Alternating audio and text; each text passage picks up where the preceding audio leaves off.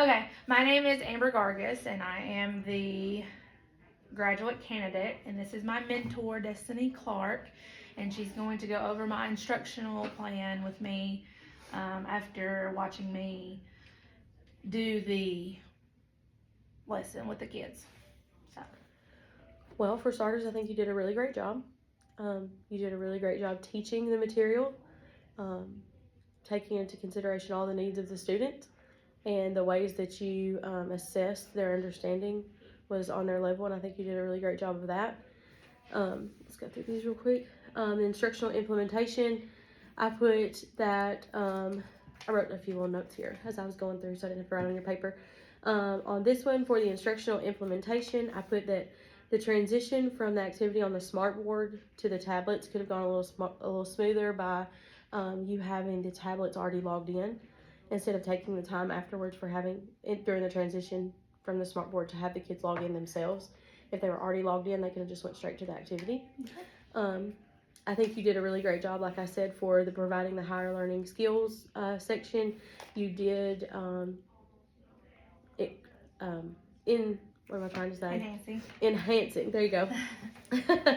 Enhancing the learning of critical thinking skills. You encourage them to use their problem solving skills, even if they were the nonverbal students, by their actions and pointing to the different pictures and things.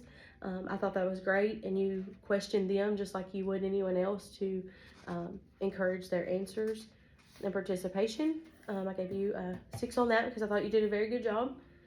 Active engagement and the value of diversity kind of goes hand in hand with what I just said. You know, you really took into consideration their strengths and their weaknesses, and you did a good job of including them.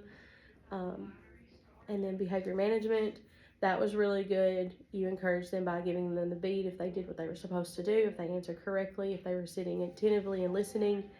And then they traded their beads in for the candy. I thought that was great. They all really liked it.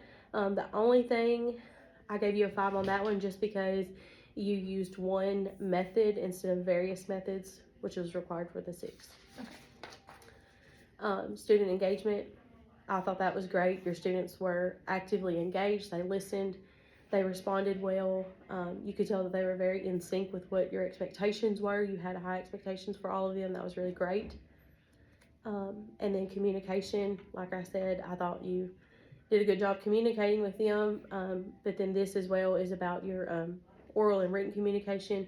You did a good job of that with them, giving them the written communication by having things labeled, providing that for them, the way you spoke to them on their level. I thought that was great.